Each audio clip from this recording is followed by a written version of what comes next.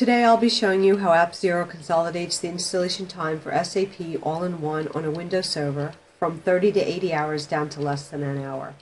The All-in-One I'll be showing you today has SQL Server as its back end. The first thing I'd like to go through with you is to show you that we're working with a bare bones Windows server. So first thing I'm going to do is open this, add, remove programs, do a refresh, show you there's a bunch of tools on here, but there's no SAP. There is no SQL Server and no AppZero is installed here. Let's open up the services, do a refresh here. We're at the top of the S's here. We'd have seen SAP if it was installed, as well as SQL Server here in the services console.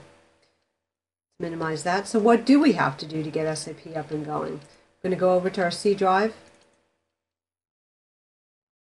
start our tool. SAP All-in-One, we have a deployment, really it's a move tool, and what we're able to do here is set some options. We can change the SID, we can tell it whether we wanted to start the MC snap-in from SAP, whether we wanted to set the identity host, and whether we want to deploy, which is what we want to do at this point in time, what I want to show you. We've named this VAA, SAP All-in-One. I'm telling it where to deploy to, the C drive, giving it a password, and I'm going to select an IO VAA, a virtual application appliance that's already compressed with the .cap extension, and I'm going to use the SID APZ. We can change the SID here if you wish to do so. So what this is going to do, let me start this off, and what we'll see, it's actually starting up, copying compressed files to the host. The majority of time that this particular tool takes is really about moving the size of that VAA that has been compressed, moving it, uncompressing it, and setting up the directory structure. Once this is done, we'll see that we'll have a directory for the VAA with files not only for All-in-One, but also for AppZero's product. This usually takes, very much dependent on the size of the VAA, which is of course very dependent on the size of the application. SAP happens to be a very large one, so this one will take a while. So I'm going to pause here and we'll come back. It's now 3:01. We'll come back as soon as this copy and setup has started to kick off again. So let me pause and I'll be right back. We've picked up again at 3:13. We jumped from 10% to 40% as it's moving through all of the tasks, now docking the AIO appliance. Let's follow through with this. Let me minimize this. And what we'll soon see is we'll also be putting on, as this takes place, the AIO is now docking, and we'll see as soon as this is all done, extra icons put on the desktop to help with managing the SAP configuration and the VAA, as well as it will start up our SAP MMC after the docking has completed. So we're at 40% now. Let's just follow this through. It's important to also note that right now I've chosen to deploy this to the C drive, but this can actually be deployed to network drive, UNC, map drive. A lot of different configurations can take place, so it doesn't have to be on the host where you're actually going to run it. It can run from a network drive. 80%, as we see the status going, now starting the SAP appliance, application services, excuse me. Should be completing few seconds here. And the name, remember we talked about some of the configuration issues. The SID can be changed, the name, the location. We're taking care of the user IDs and user groups. All of that is part of that whole configuration for that AIO is part of this appliance. Now creating the menu items, and the deployment is complete. Let me click here and you'll see these menu items. Let me scroll up. A few of them here. Actually, to make this a little bit easier for us, let me bring these down here so it's easier for us to see. Let's bring the snap bin down as well and scroll down so we can see our time. Oh, I had an extra one open here. Just need to close that. We've already done that piece. So what we have here now, the MMC has already opened the SAP, and here are the icons that I talked about: an undock, the Netweaver admin console, the SAP snap-in, and to actually start the SAP. Now the start of the SAP has already taken place, so I don't need to do that.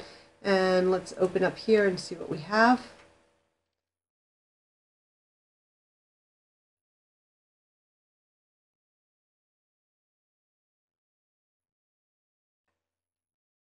What we're looking at this point in time, once again, now that with the SAP MMC is started here, I'm going to bring up the services. We'll see that SQL Server and SAP are in here.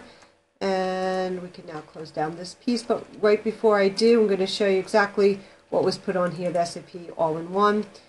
This particular VA and all our VAs, excuse me, are actually just directories we see here and a bunch of files. And the files and the directories are there to support whatever application is put into a VA, as well as everything that's needed for AppZero to actually run and isolate and virtualize the particular application.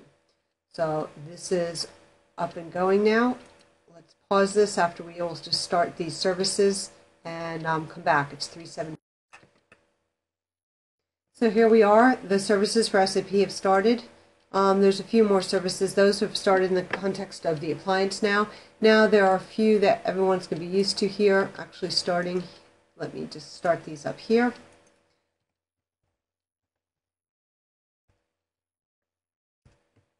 Type this in as far as the password. There we go. And let's start this one as well. Now these will start as they would even if SAP All-in-One was in the underlying OS. And the time that it takes for these services to start are no longer or shorter because they're in an appliance. So we see that this one's already started in green, and if we move up to this one, the process list, the IGWD is actually started, but the JControl, as far as the J2EE server, is starting up at this point in time. Let me open this up. This J2EE usually very dependent on the machine and the machine resources and the time that will take. So let's give this elapsed time, and we'll come back once this is up and going and move into our final phase, which is showing logging in through the administrative console that everything is up and running, the database, and SAP. What we can see now is that all the services, everything's green. It took about 9 minutes, well, 10. What we're looking at, so let's actually minimize this and go to our last piece here. Everything is up and running. Let's go into Netweaver and attach the database and show SAP running. So we'll log in as the administrator here.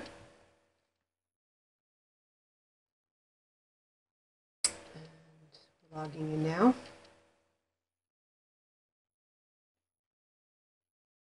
And here we go. Let's go to administration. Just to show you, we have the typical administrator. Let's go to the Applications tab here. Let's just select for all applications and tell we're attached. This is what's actually deployed in this all-in-one. We're running. That's all it takes. We're up and running and attach the database configuration. Do whatever you like from here. We want to thank you. SAP All-in-One. It's now 3:30. Thanks.